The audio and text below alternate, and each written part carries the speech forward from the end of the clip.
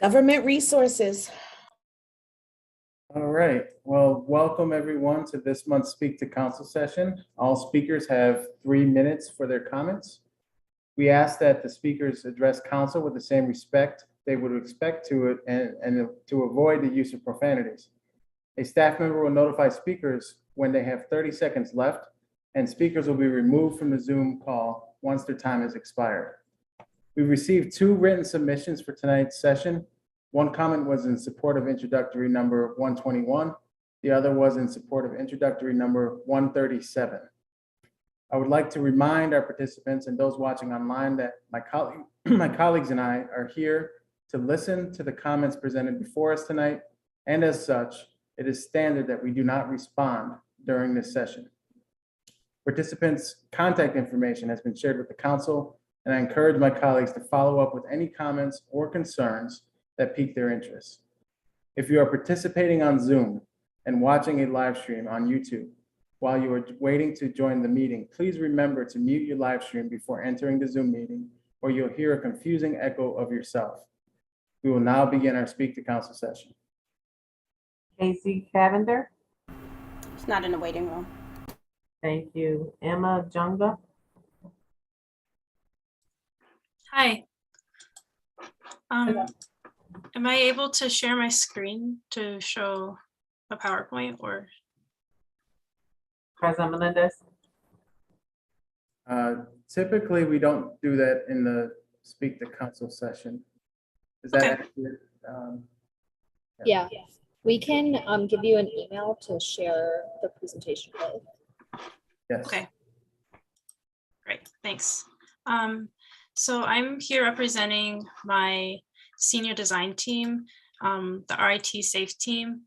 We're a group of students from RIT who were engineers and designers, and we've been working with IADC, the Ibero-American Direct Development Corporation, to help them improve safe access to the International Plaza, which they just recently finished building in the fall of 2020. We have focused our project on facilitating safe pedestrian access to the area, which is a stretch of North Clinton between Holzer and Sullivan streets.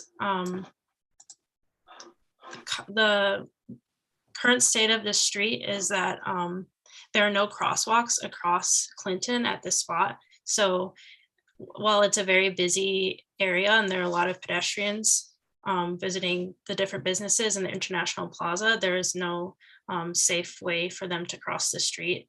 They have to cross mid-block, and usually cars don't yield to them. So we've put together a presentation to show you the research we've done, and as well as our proposed solutions to improve this issue. So far, for the current state of the street, there is a safety analysis rating of 54%, which is a failing score. So the 2 solutions we have will improve that safety rating analysis. And some other quick stats are just that the annual average daily traffic for the street is about 14,800 cars. And there have already been 2 accidents since we started this project in August. So I'll be followed by a few other group members, and they'll share some other parts of the project. And thank you for your time. Jessica Wagner. Hi, I'm Jessica. I'm also from the RIT group working on the North Clinton Avenue project. So I just wanted to talk about how we've gotten some resident feedback. The purpose of this project is to also follow up with the Complete Streets project that was done in 2019. And that was more of a temporary implementation. So those measures weren't permanently implemented, but residents have said that they would like them to be permanently implemented. And so just some things that we've learned from the residents is that safety is their #1 priority for the El Camino community. And that is something that they really want to improve. and they believe that permanent infrastructure on North Clinton Avenue is a necessity because there isn't a easily accessible crosswalk to reach the International Plaza across the street. And on the street itself, drivers don't really yield to pedestrians or at any other crosswalks on the street. And they would just really like to have an increased sense of safety in their area. So yeah, I think I'll be followed by Sarah, my advisor, and I appreciate your time. Thank you. Sarah Brownell. Hello, everyone. I'm a faculty member at the Rochester Institute of Technology who's working with this group. And I'm going to tell you a little bit about the research messages or the research methods because I signed up to help with the speaking and we didn't realize the order that was going to happen with the presentation. But some of the research methods that the students employed were looking first at like what's already been happening locally. So as far as New York State goes, there's a pedestrian safety action plan from 2019 that showed that 69% of urban crashes involving pedestrians occurred when there is no signal, and especially at mid-crossing of blocks. And that's what we're looking at in terms of the International Plaza. Also, Rochester has been selected as a focus community because of the third highest accident rate in the state. So that's another issue to consider. We looked at the Monroe County, they looked at the Monroe County crash map from 2011 to 2020, which shows an excess of accidents with pedestrians and bicycles on North Clinton Avenue in the area around the plaza. And after looking at the Monroe County Traffic Perception Survey of 2018, conducted by Harris Insights in Analytics for Causewave, they found that 90% of county residents agree that drivers, bicyclists, and pedestrians should feel safe on the roads, but fewer than 25% actually do.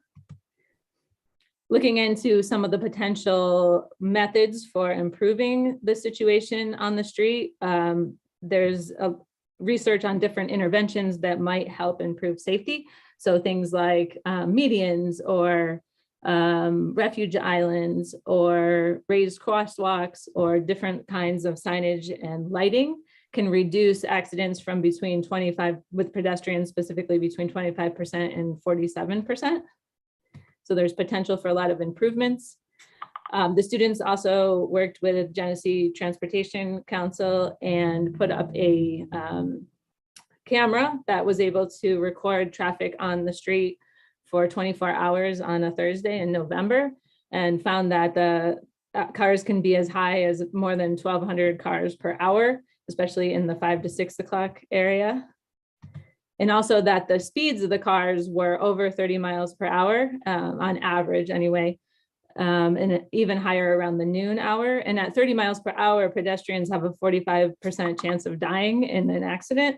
At 40, sometimes it was almost closer to 40, at which point they'd have an 85% chance of dying. But if you can bring it down closer to 20, the chance of dying is only about 5%. They also consulted with a variety of different experts, Dr. Lou Sun from Civil Engineering Technology at RIT, Laureen O'Connell, a traffic engineer, Mary Staropoli, who's Director of Planning and Development at Reconnect Rochester, the Scranton Block Club, and Complete Streets participants who had been involved in the community aspects of the project, Bob Williams, the Program Manager at Genesee Transportation Council, Darren Ramsey, the Assistant Transportation Specialist at the City of Rochester, and the Rochester Transportation Control Board. That's time. Perfect. So I turn it over to our next participant. Salucci Okoye. Hello, I'm Salucci. I'm going to be talking about our proposed solutions. We made 2 street designs. The first one includes a crosswalk mid-street so that pedestrians can enter the plaza under the banner. And it includes a refuge island and RFBs, which are motion detected crossings. We also had in that design to repaint the sidewalks on the surrounding side streets with high visibility paint. The current ones are in red concrete, which are hard to see. And then we have also to add pedestrian crossing signages at these crossings. Our justifications for this design are that the crosswalk is positioned to align with the opening of the plaza, so pedestrians can cross the street straight into the plaza and leave from the plaza. And a lot of the residents talked about wanting an island or a median of some kind so that they could wait while they're crossing. Our second design has 2 crossings placed mid-street so that pedestrians can enter the plaza. And one of the crossings, which is closer to the north end, has a refuge island and RFFBs.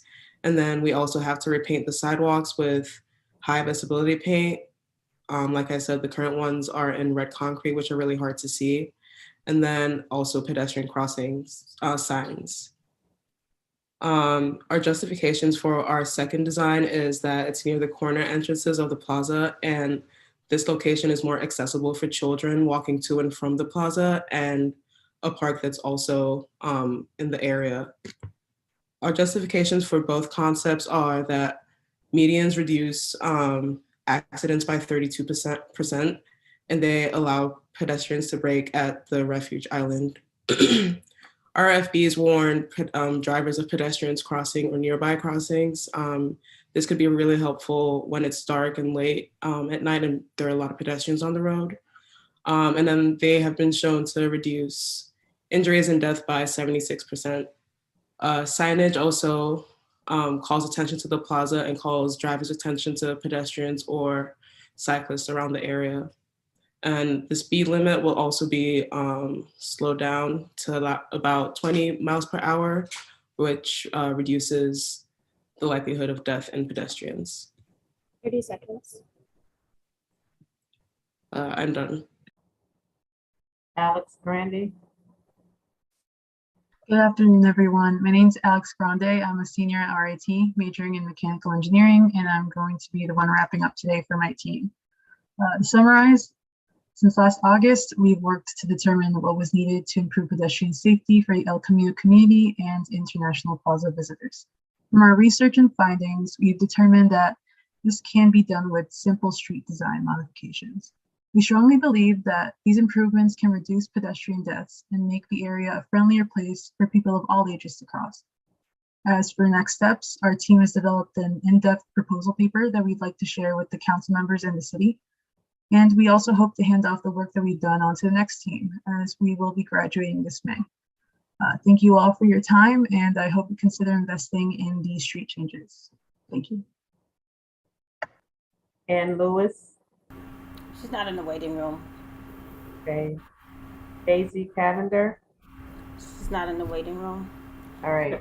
Is someone in the waiting room? And I did send them a message. Their name is Abby Liberator. I'm not sure who that is and if we want to let them in or not. President Melendez.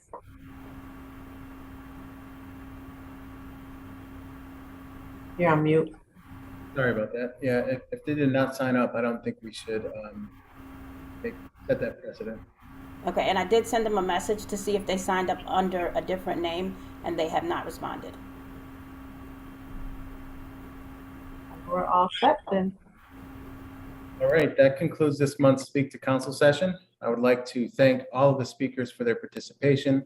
We will begin our city council meeting at 7:30 p.m.